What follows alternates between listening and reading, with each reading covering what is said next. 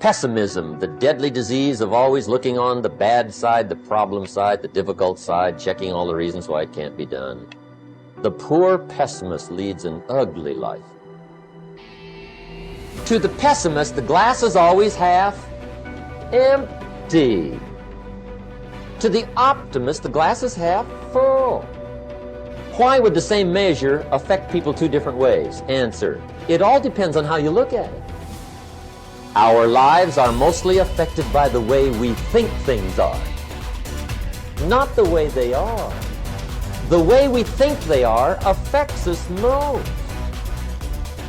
He doesn't try to figure out what's right. He tries to figure out what's wrong. He doesn't look for virtue. He looks for faults. And when he finds them, he's delighted. How ugly. Young people always have a reason to be upset and cynical about the current state of affairs, and it's that way forever.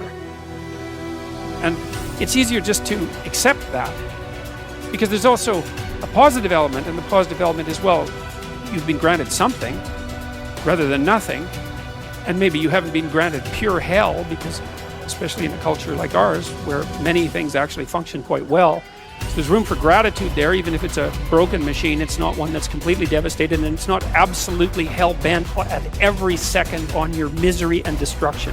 And it easily could be, because many societies are like that. And so the fact that we happen to live in one that isn't corrupt beyond imagining is something to be eternally grateful for. And the affirmation for this principle is, I am deeply thankful for all that I've received, and I enjoy giving to others in the spirit of love and service.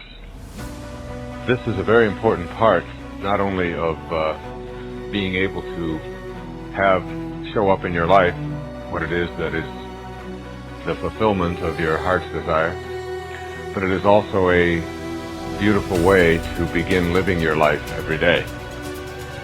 There's an old saying that says, if you're not generous when it's hard, you will not be generous when it's easy.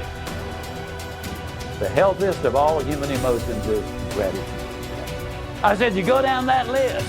I like my job. I love my job, rather. That is a way of gratitude. You'll sleep better the first night. Tomorrow morning, when you get up, get back in front of the mirror just before you go to work. Get back in front of the mirror and repeat the process again with excitement and enthusiasm. I love my job because, and take the list with you. Because the reality is, you see, you will have started to change from a fault finder to a good finder. Every achievement in the world was first initiated as a creative idea. First the idea, then faith in it, then the means of implementing the idea. That is the way success proceeds. Here is the idea. What is your present trouble? Your trouble is that you lack everything, don't you? You lack money, you lack subscribers, you lack equipment, you lack courage. And why do you suppose you lack everything? Why, simply because you're only thinking about what you lack. You are constantly thinking lack thoughts, and you have thereby created a condition of lack. If you constantly think about what you don't have, you keep creating the conditions that keep you in this state. By emphasizing only what you lack, you've frustrated the creative forces that can get this project really rolling. From the standpoint of doing a lot, you've been working very hard. But you fail to do the one all-important thing that will lend power to all your other efforts.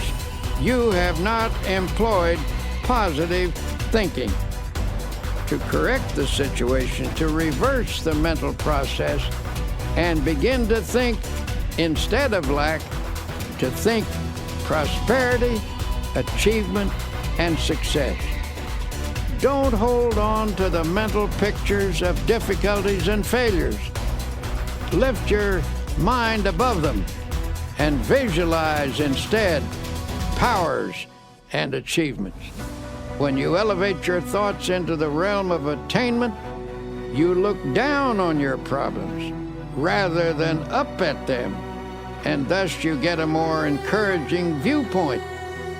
Always come up over your problems mentally.